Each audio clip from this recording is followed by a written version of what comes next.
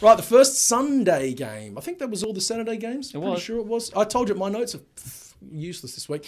First Sunday game is at Marvel Stadium between the North Melbourne Kangaroos and the Adelaide Crows. Boys, I'll sum it up real quick. Adelaide's 1-39. 1-39. That's my tip on this one. Sensible Dan, what do you like? No, are you typing? Are you busy? I'm having a quick look to see if I can You've find typed in out. Darcy Moore most valuable. I'm trying to see if I can find out who said this because Well, while you I do find need out- to You find keep out. Googling, No, you talk to me. just quickly. I see the light. Crows 40 plus. Crows 40 plus. Absolutely. You've cut in. You've cut in straight away when I'm getting excited. I see the light for the Crom. I see the light. Do you know, I thought this year we were going to be battling out for the wooden spoon. I genuinely thought we were going to be battling it out, and I was worried. The boy was worried. You and literally everyone else, mate. Guess what? I'm claiming I wasn't. Crows aren't making final. We're going to come ninth. We're going to come ninth. I see the light. If you had told me last year that Crows are going to come ninth, I'd be You'd be Isaac coming. I'd be Chankoth Jath every time I watch him. Every time I watch him, I get excited, and that's how excited I'd be. See the light, Crow's going to win 1-39 because do you know what? This is a jinx. This is a typical Des jinx. If you know me on a personal level, I like to jinx myself. When I want things to happen, I'll say the opposite, and it always seems to work out. 1-39, fingers crossed for 40 plus. I'd be very interested to see what the line is. I'm going to actually have a look at Doesn't that that mean that the Roos are going to win then by 40 plus if it's the opposite? Yeah, basically. No, Crows are winning. We're locking that in. Let's not be silly here. Roos 1-39. No, I'm saying Crows 1-39, not 40 plus, because I want 40 That's plus not to the happen. opposite. I don't know what the hell he's saying. Neither do I'm I. lost. Crows 40 plus. Look, The line is, I'm cutting in, the line is 20.5. Crow's going to do that. Well, that's easy. $1.90, easy. easiest money you'll make. easy. That's my light of the week. I actually just kind of feel bad for the Roos right now. They're in the same boat the Crows were I 12 don't months at ago. Under siege. You know, they're just the back line is just getting absolutely roasted. And losing Jed Anderson is not good because he was the only midfielder worth a salt. Doing anything. Yeah. I don't feel bad at all because do you know what? Crows are going to... I'll feel bad in round 5 once Crows have finished with them. I'm also mean, like, it's very tough for a team to be in that position. It's tough to keep the morale up when you know what's coming every single week. You could see it early on in the season with the Crows last year. They just... Yeah. You don't want to be out there. I've played in teams like that. And all three of us have played in sporting teams where you get belted every... It's not fun. It really is not fun. Even if the blokes in the team are the best blokes in the world. It sucks terribly. I'd be telling them, I'd be saying, hey, boys, hold out for round 13 because we got the Giants in Tassie. You're a madman. Look, if you are a Roos fan, just keep your eyes on the kids. That's all you can do. Just keep watching. Tommy Power, Will Phillips looked okay. You'd think he'll find his feet at the level. Charlie Lazaro stunk last week, but he's showed some signs. They're gonna have stinky weeks. There's gonna be some real stinkers. Just keep the faith. Keep the faith. All you can really do... look, the Kangas, I think, are going to come out early in that first quarter because you know full well, like, Noble's going to be trying to G them up. They're going to be hearing all the chat. They're going to come out and try and make a statement. They're probably going to be thinking, look, Crows were slated to finish bottom 2 this year. They won the spoon last year. We're probably a better chance to get a win here than we were last week against the Dogs or whoever they play. It was Dogs, wasn't it? Yeah. They're probably thinking they're rating themselves to be a bit better chance.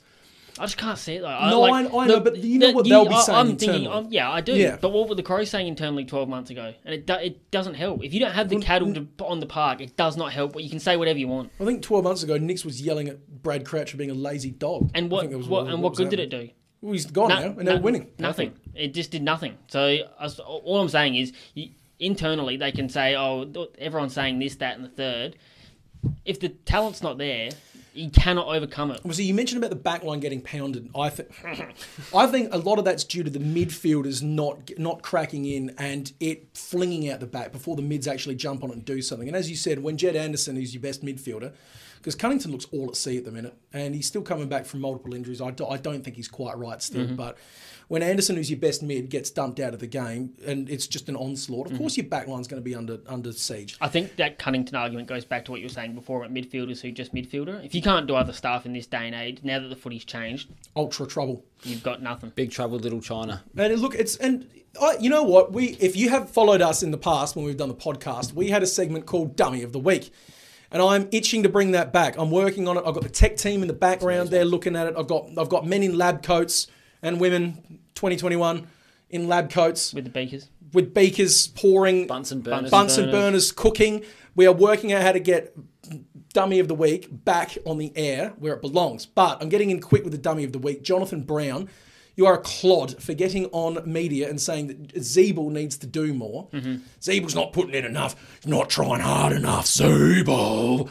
He had, 33 touches, 36. He was the highest possession winner on the ground. Yeah. Out of all of the Dogs players, he was the highest possession winner.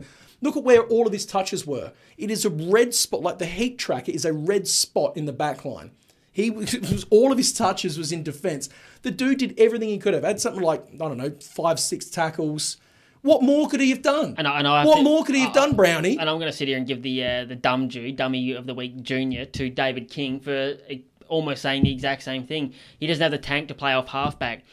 No one in the world has a tank to play off halfback when you're getting pelted with footies for 3 hours. It was just an absolute onslaught. I couldn't believe it. It was camped in the Dogs' forward on. What's he supposed to do? Hey, boys, I'm on the halfback flank. Can you just kick it out to me, eh? Out of all the people that in North's team, the last person who should have been getting any stick is Jack Zeeble. Heart and soul. And that's why he's all guts. And that's why he wins our Michael Richardson Massive Respect Award. Shout out to Michael Richardson, one of the lads that got in touch with us. We do shout outs. So if you want a shout out on the show, get in touch with us. We'll dedicate some half-assed, poorly thought out segment to you. We promise. It's a promise. It's a promise. Just quick, moving on from the Roos. Yeah. Tex. The Texan.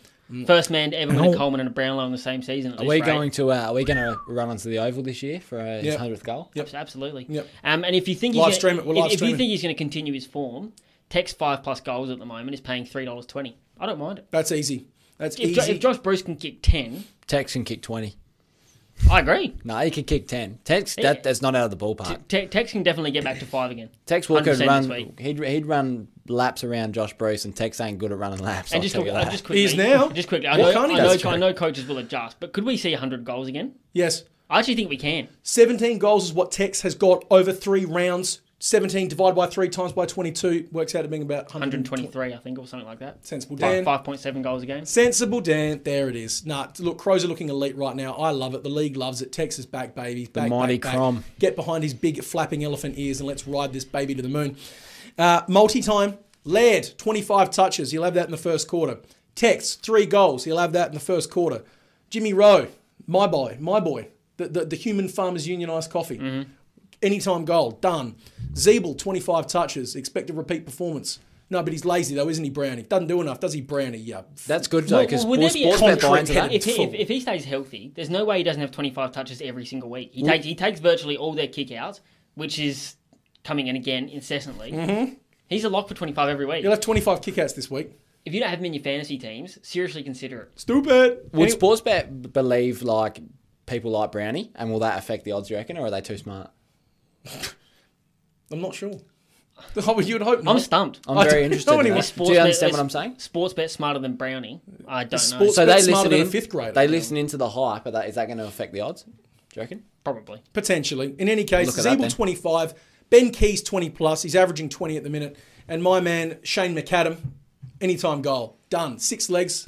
Boom. I'm loving all these Crows players. Loving them all, mate. And they're all getting it done. I'll tell you that much.